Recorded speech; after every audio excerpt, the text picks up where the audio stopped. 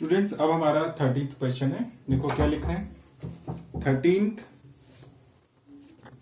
Yes, तो statement है हमारा, as observe from the top of a 75 meter high light house from the sea level the angle of depression of two ships are 30 and 45 degree. ठीक है, इसका means ये है कि हमारा फॉर एग्जाम्पल ये आपका लाइट हाउस है, इसकी हाइट 75 मीटर है।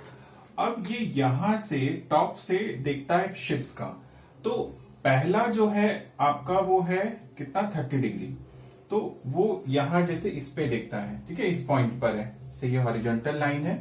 ठीक है, तो ये एंगल ऑफ तो बेटा याद रखना कि एंगल ऑफ डिप्रेशन जो है, जैसे अगर वो यहां पर आपका 30 डिग्री से देख रहा है, ठीक है, तो ये अगर ये 30 डिग्री अगर आपका एंगल होगा तो ये वाला भी आपका कितना होगा, दैट इज 30 डिग्री।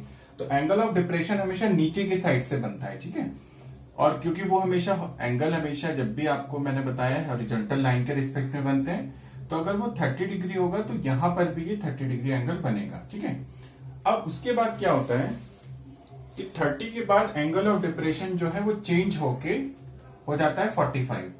तो अब क्या होता है कि हमारा एंगल ऑफ डिप्रेशन चेंज होके अब वो कितना हो जाता है हमारा, दिस इज 45 डिग्री। ठीक है, तो ये जो है आपको कंडीशन ये दी गई है। अब हमें यहां पर क्या बताना है, देखो हमें ये बताना है कि if one ship is exactly behind the other, मतलब एक शिप जो है वो यहां पर है तो दूसरी यहां पर है, मतलब एक दूसरे के पीछे ही है। On the same side of the lighthouse, find the distance between the two ships. मतलब हमें इन दोनों शिप्स के बीच की जो डिस्टेंस है वो आपको बतानी है। ठीक है, तो अगर मैं एक काम करूं आपसे, मैं देखूं तो अगर मैं इसको लेबल कर देता हूं A B C and that is D. ठीक है, अगर मैं इसको लेंथ को अगर मैं x मान लूं, ठीक है, अगर ये यहां से यहां तक x है और ये आपको y है, तो आपको y की लेंथ बतानी है। ठीक है, और आपको बाकी और तो कुछ नहीं है। ठीक है, तो यहां पे आप लिख दीजिए कि लेट, क्योंकि बेसिकली आपने ये बताया है और ये तो मैंने ऐसे ही लिखा है क्योंकि ये मैंने लिख लिया। ठीक है, तो चलो हम लिख देते हैं कि late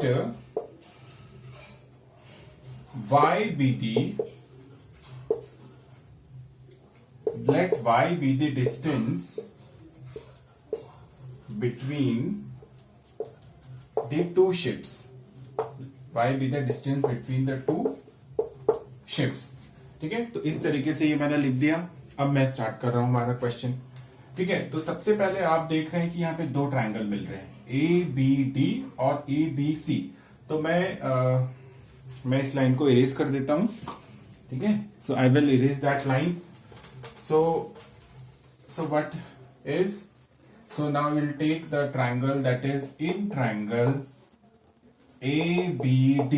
Okay, so in triangle ABD that is 1045 is equal to that is AB upon BD, that is perpendicular upon base। तो 1045 1, AB की वैल्यू 75, BD की वैल्यू x, तो अपन हो जाएगा x की वैल्यू जो आ जाएगी हमारी कितनी आ गई, that is 75 मीटर।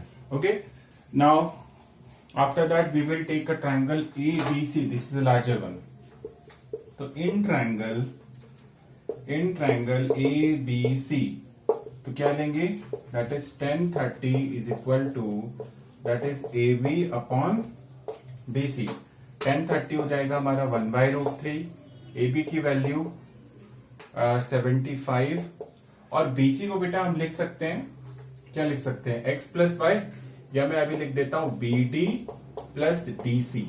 ठीक है, तो अब मुझे लगता है कि मुझे आगे जो है इसमें इसको BD की वैल्यू x और ये y, अब मुझे फिगर की कोई जरूरत नहीं है। ठीक है, तो अब जो है हमारा हो जाएगा दैट इज क्या, तो इसको आप क्रॉस मल्टीप्लाई, तो यहां पर आप इसे लिख दीजिए, दैट इज क्रॉस मल्टीप्लाई कर देंगे तो that is BD plus DC is equal to 75√3। ठीक है, BD की वैल्यू x, इसकी y और 75√3। ठीक है, सो इसको जो आप देखें x की वैल्यू तो हमारी 75 है, y 75 रूट 3, तो y की वैल्यू आ गई 75 रूट 3 माइनस 75, तो 75 कॉमन ले लीजिए, ठीक है, तो आपका आ गया दैट इज रूट 3 माइनस 1, और यही जो है हमें फाइंड करना है। तो that is the distance between the two ships is 75 root 3 minus 1 meter. Okay, so this is your answer.